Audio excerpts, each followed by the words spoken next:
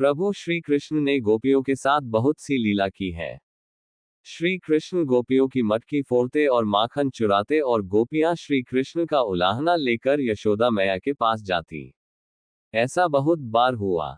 एक बार की बात है कि यशोदा मैया प्रभु श्री कृष्ण के उलाहनों से तंग आ गई और छड़ी लेकर श्री कृष्ण की ओर दौड़ी।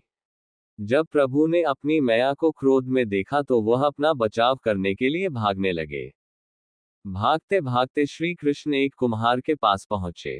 कुम्हार तो अपने मिट्टी के घड़े बनाने में व्यस्त था, लेकिन जैसे ही कुम्हार ने श्री कृष्ण को देखा तो वह बहुत प्रसन्न हुआ। कुम्हार जानता था कि श्री कृष्ण साक्षात परमेश्वर है। तब प्रभु ने कुम्हार से कहा कि कुम्हार जी, आज मेरी मैया मुझ पर बहुत क्रोधित है। मैया छड़ी लेकर मेरे पीछे आ रही है। भैया, मुझे कहीं छुपा लो। तब कुम्हार ने श्री कृष्ण को एक बड़े से मटके के नीचे छिपा दिया। कुछ ही क्षणों में मैया यशोदा भी वहां आ गई और कुम्हार से पूछने लगी, क्यों रे कुम्हार, तूने मेरे कन्हैया को कहीं देखा है क्या? कुम्हार ने कह दिया, नहीं मैया, मैंने कन्हैया को नहीं देखा। श्री कृष्ण ये सब बातें बड़े से घड़े के नीचे छुपकर सुन रहे थे। मैया तो वहां से चली गई। अब प्रभु श्री कृष्ण कुम्हार से कहते हैं, कुम्हार जी, यदि मैया चली गई हो तो मुझे इस घड़े से बाहर निकालो। कुम्हार बोला, ऐसे नहीं प्रभु जी, पहले मुझे 84 लाख योनियों के बंधन से मुक्त करने का वचन दो।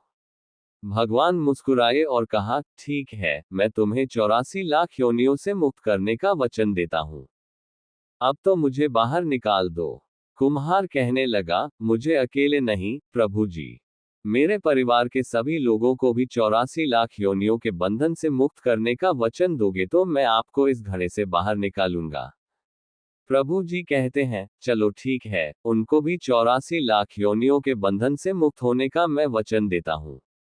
अब तो मुझे घड़े से बाहर निकाल दो।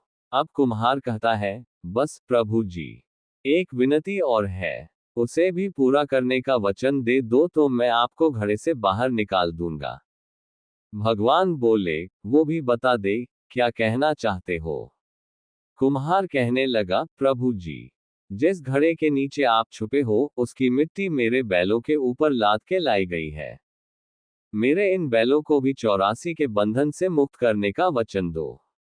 भगवान ने कुम्हार के प्रेम पर प्रसन्न होकर उन बैलों को भी 84 के बंधन से मुक्त होने का वचन दिया।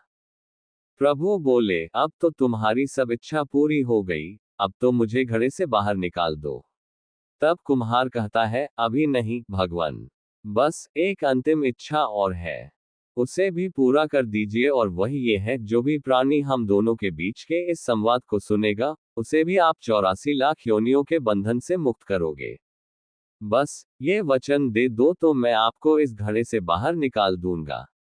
कुम्हार की प्रेमक भरी बातों को सुनकर प्रभु श्री कृष्ण बहुत खुश हुए और कुम्हार की इस इच्छा को भी पूरा करने का वचन दिया।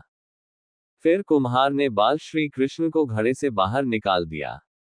उनके चरणों में साष्टांग प्रणाम किया। प्रभु जी के चरण धोए और चरणामृत लिया।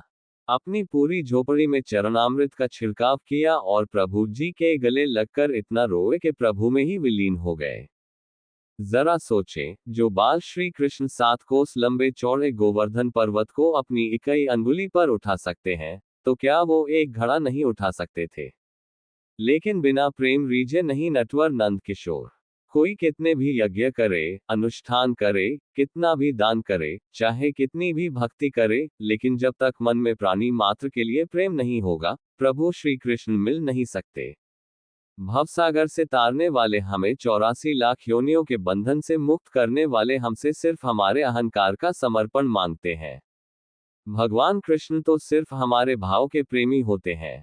कृपया धार्मिक कथाओं से जुड़े रहने के लिए चैनल सब्सक्राइब करें, शेयर करें और लाइक करें।